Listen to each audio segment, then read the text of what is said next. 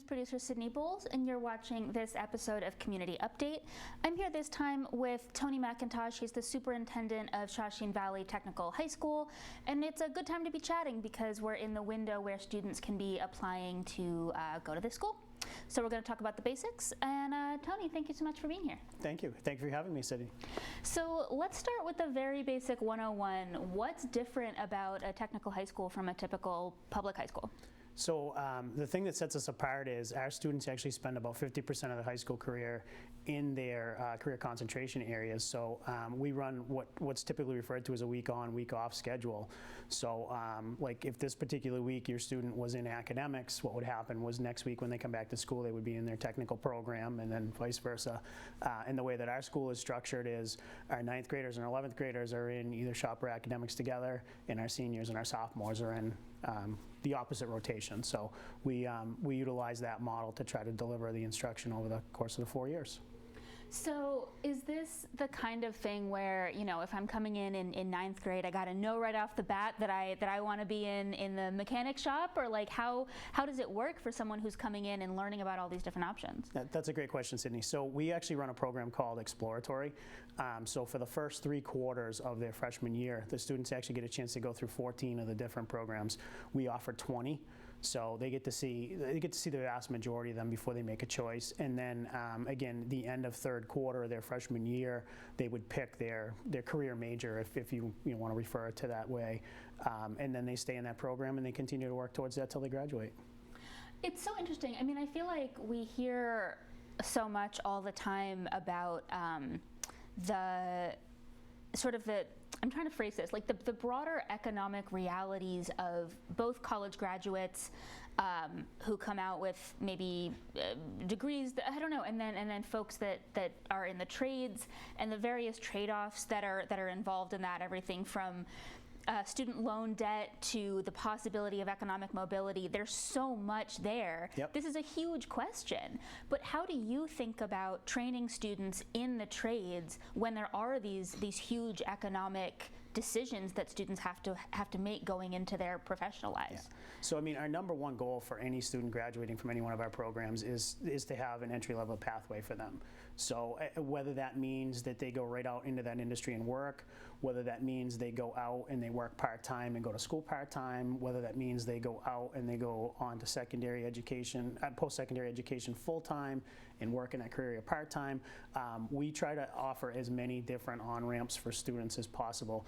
And again, you know, amongst those 20 programs, we have your more traditional plumbing and electrical and carpentry, but we also have an engineering program. We have a computer networking program. You know, we have a design and visual communications. So we do have some programs that really lend themselves to taking that next step for students.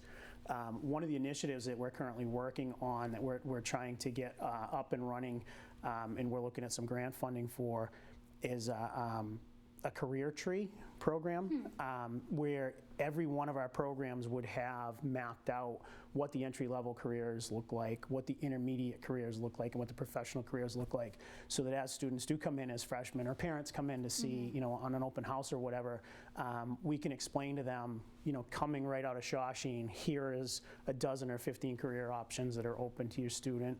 They want to go on for another year or 2 or become an apprentice, you know, here's some mid-range careers. And then those families and those students that want to go on, you know, and get the traditional 4-year degree and, you know, and go the college route, you know, here's the professional careers that relate to this as well. So trying to tie all that together in a cohesive way is one of my upcoming priorities. So. Okay. What about the other parts of the high school experience? Do you have like clubs, like fun, like, you know, activities? What's that look like over there? So it's very typical to, you know, to traditional high school. You know, we have a drama club.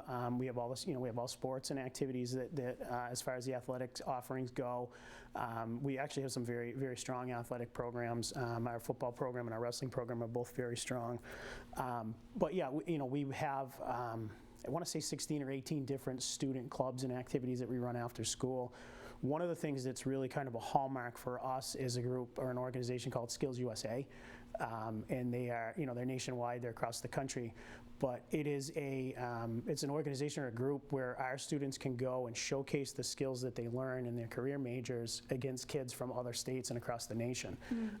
Actually, this year we have a student that's a senior this year in our HVAC program, who is the 2-time defending national champion for HVAC.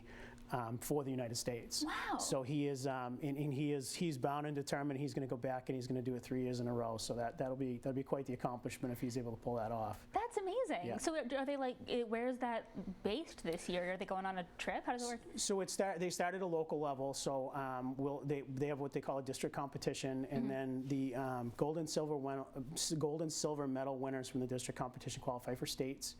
And then any kid that wins a gold medal at the state level then goes to nationals. That's so cool. He's been to Georgia. He's been to Atlanta, Georgia the last 2 years, and I believe it'll be in Atlanta, Georgia again this year. That's so neat. Yeah. Tony, can I ask, how did you get into the world of technical high schools? What's your history here? So I'm actually a product of the system myself. Okay. So I grew up in North Central Mass, and I actually graduated from high school in Turner's Falls, which is a small town, kind of where the Connecticut River and the Millers River come together out there. I was actually a metal fab student myself. Went right out of high school, went to work in industry. I was out in industry for well over a decade, and one of my shop teachers from high school recruited me to come back and be a teacher. So this is my 23rd year in education. So I came back, I was a teacher for a dozen years. I went and took a leadership position at Greater Lawrence Technical School in Andover. I ran all the construction programs there. I left there. I went to Keefe Tech in Framingham, where I ran all the technical programs for Keefe for a number of years. And then I started at Shawsheen. This is my second year as a superintendent at Shawsheen.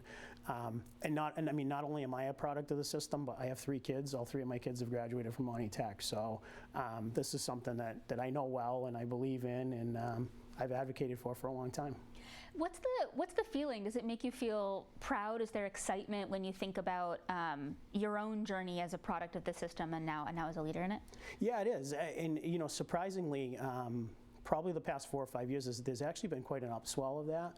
I remember when I first started as a teacher, it was very rare to see somebody in a leadership position in a vocational school that had been a student or had been a vocational teacher.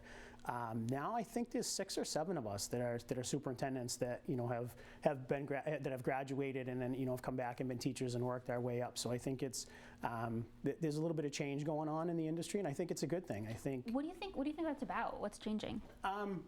Well, again, I think a lot of it is perspective. We all kind of bring.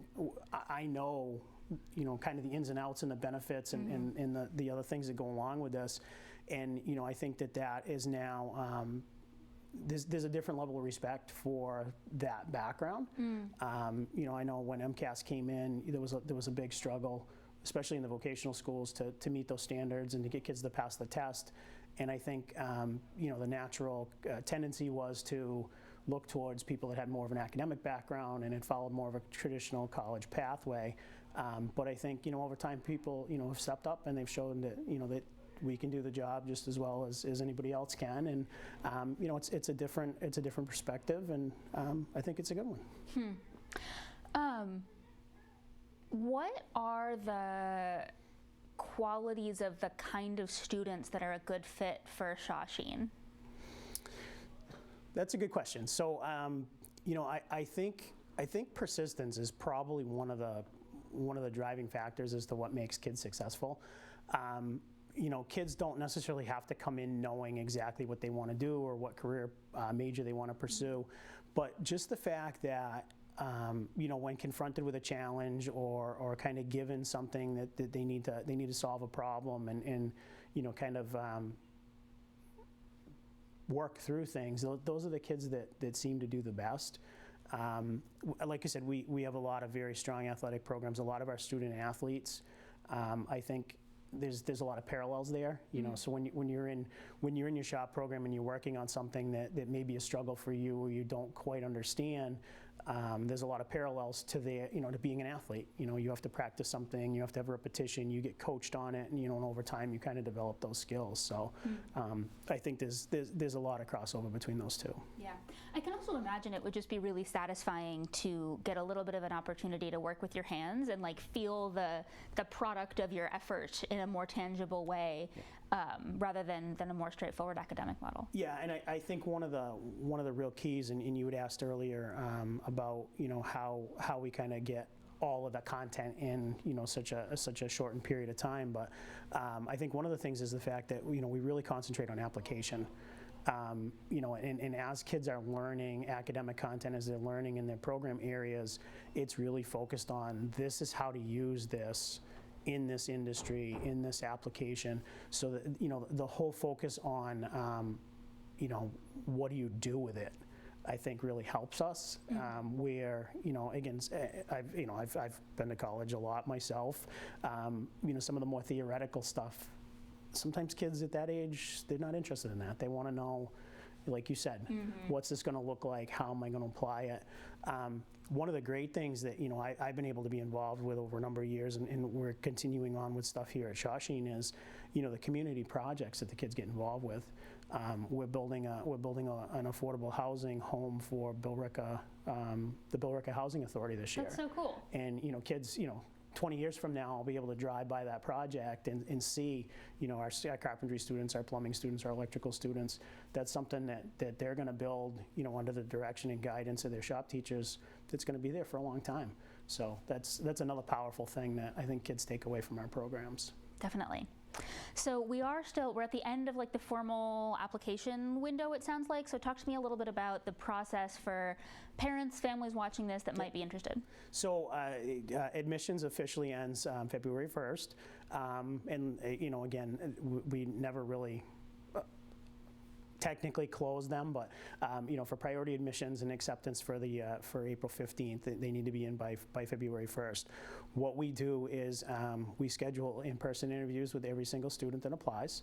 So they're typically done after school, and our admissions director, and we have 5 or 6 different teachers that have volunteered to kind of step up and be part of the process. So the kids come in. It's only about 10 or 15 minutes. There's 5 or 6 questions. If people want to see them, they're posted on our website. You can look at them ahead of time. So Makes it a little less stressful. If your kids are a little bit nervous about what they're going to get asked, it's all out there. We don't try to surprise anybody. We don't try to put them on the spot. We also again, we look at student attendance. We look at student grades, and each kid will get a score. And what will happen is we have quotas by community, again for that April 15th deadline. So we will accept as many kids as we can for each one of our 5 sending communities.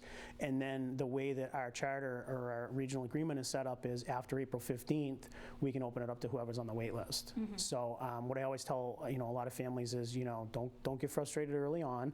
Wait until after that April 15th deadline, because typically there's communities that don't use all of their spots, and then we can open them up. And then again, those kids would get accepted.